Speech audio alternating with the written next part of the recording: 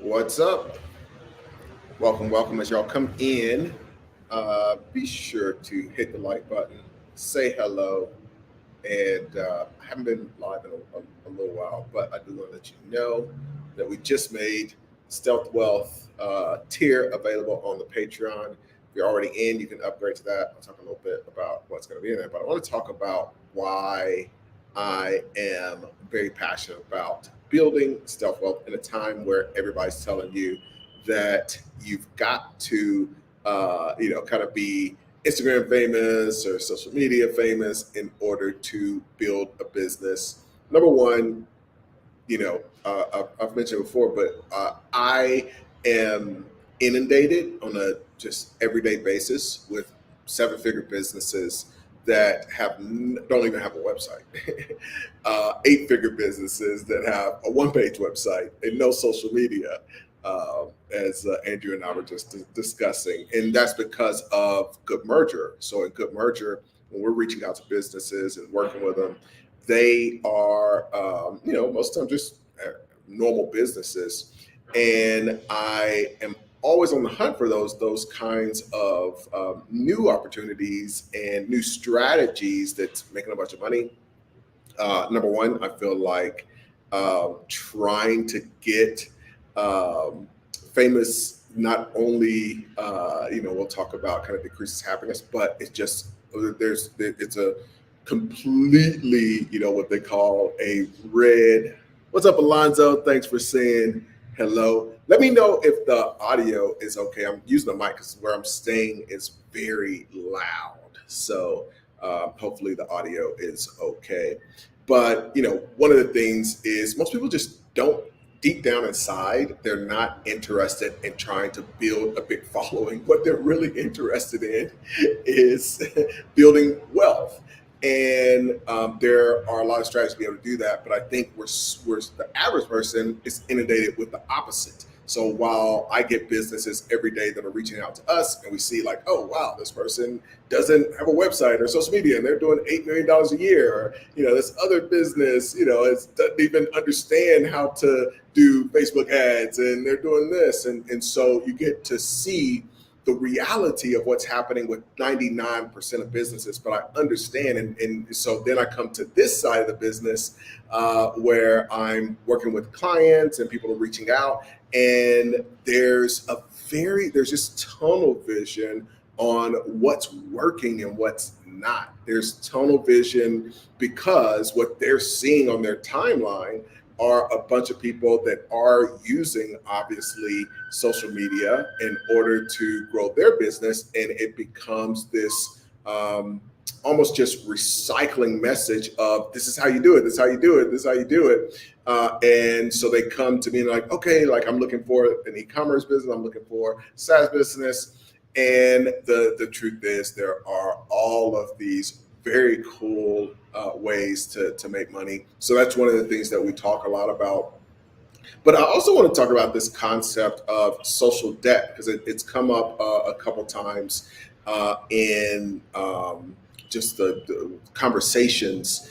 And I was having a conversation with a guy who used to be in the NFL, actually from Chattanooga, and made a lot of money. And he was talking about the fact that he wasn't a superstar.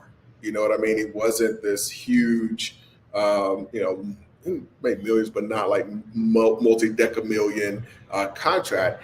And it's just very expensive to just be in the NFL for a lot of different reasons. Everything from just upkeep of body and trying to get the latest things and get the latest training and the latest vitamins and blah blah blah, all the way to just keeping up kind of with the Joneses. Like you don't just be in the middle class neighborhood and you're walking out and your neighbor's like, dude, didn't I just see you on the TV? So and you don't want to pull up and you're on one side of your teammate with a Porsche, on the other side is a teammate with a Ferrari, and you're in the Honda. Some people will pull that off, but the average person, especially if they haven't had a bunch of training, they're 20 years old, coming out of college, whatever, they're not going to have that kind of fortitude. And but the toughest part of that is what I call kind of the social debt of you came up and, we were all from the inner city, and you know, start making money, or at least they don't even know exactly how much money, but they're seeing you on TV. They know you're, a pro athlete. And you get to the point where people are obviously going to expect money, and you feel an obligation as well. And start to give things, and you start to help people, and that kind of thing.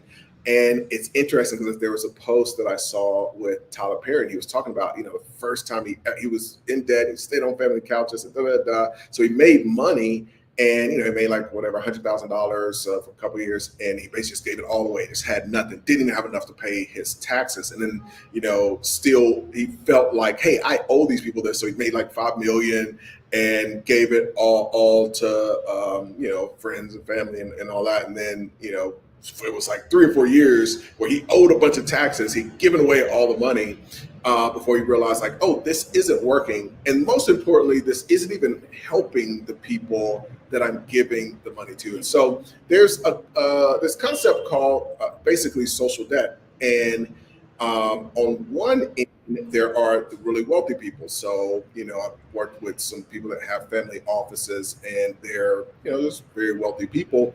And the biggest luxury, is just not being known, having nobody know who you are, or any of that. And it's not because you want to give, and I know family, they give anonymously. The real key is having that expectation where everywhere you go, people are treating you differently because of who you are, but then they're also expecting things from you, and that creates this social debt. So you can think about a famous person. Social would be the recent thing that went viral because one of the Avengers, the kid was really excited to see the actor, and the actor didn't want to take a picture with him. No, and the mom freaks out, and it's like, what, like, you just ruined this kid, and da da da. And so you've got this social debt, and like, dude, that would be like my worst nightmare. Like, I love being able to move around the world anonymously, and that kind of thing. But that basically is what is a social debt. You can tell he kind of felt bad, but he didn't want to do the photo, and so it is just a kind of terrible situation. But I think the bigger part of all of that is being able to really help people. And so I was fortunate when I was young that my dad ran a ministry where they gave away a lot of money. And, I would go in and get to sit there, and my grandmother would kind of make decisions on who they were going to give the money to. And so I would see them because I would go there after school every day.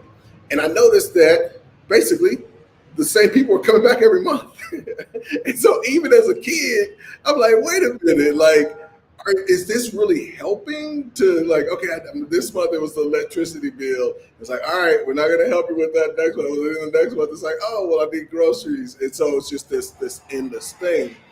And just the realization that really at the end of the day, you're not even helping the people. And so this was part of the conversation that I was having. And it's really cool because I get to talk on both sides. I get to talk to people that have wealth and they're trying to decide what to do with their wealth. And then I get to talk to people that are on the come up and they're trying to build, and I get to take some of the wisdom for the people who've already made it and apply that to the people that are on the come up. And that's really what that conversation was about with the NFL player, which was like, man, like, I had given all this money and it's like just gone. It's just literally disappeared. And I have a guy in the NBA that just years ago was kind of a similar thing where I won't give specifics, but he'd given a family member a really expensive car, and they really, really wanted that car. And so he gives them a car, and then they couldn't afford the oil change. It's like, dude, like, I'm not gonna like keep giving you the money. They just basically didn't get the oil change, and the car dies, whatever. So I think one of the things with having the opportunity to build, what I call stealth wealth creates an opportunity where you can learn things that then you can impart in other people. You know, I love being able to just teach family members the option strategy, or teach friends how they can make money with the affiliate strategy, because it doesn't require this whole build up and I gotta get all these followers, I gotta do all of this prep work in order to be the person that's in a position to sell some other thing. It's like, no, there are all of these strategies that you can go and implement. It's just an average person do this step one, this step two, this step three. You're doing the option strategy, you're doing this step, you understand what to look for. It doesn't take having a bunch of money. And you know, with these different strategies, you're in a position, just as the average person, to be able to leverage it in order to start to build wealth. So I wanted to share that. I also wanted to share that later today, I'm going live with Luke, and we're going to be talking about one of these very cool strategies. He's done an amazing job. He's one of our Acquisition Holdco members, in the middle of building his own little empire. So that's coming up this afternoon. So be sure to pop in for that. And then I've got a couple more folks that are doing some really cool things with the Acquisition Holdco program that are going to be coming soon. So if you aren't subscribed, be sure to subscribe. If you aren't in the Patreon, be sure to join that. And also check out the new Stealth Wealth Tour. Like the video, comment. What is up? Let me say hi to Alonzo, who came in, says salute. Thank you, sir. This says, sup, Ace? Can you actually speak softer because we can hear you? Oh, okay. Awesome. That's good to know for the next one. I appreciate that. All right. I will talk to y'all soon. Hopefully I get to see you on the stream later today.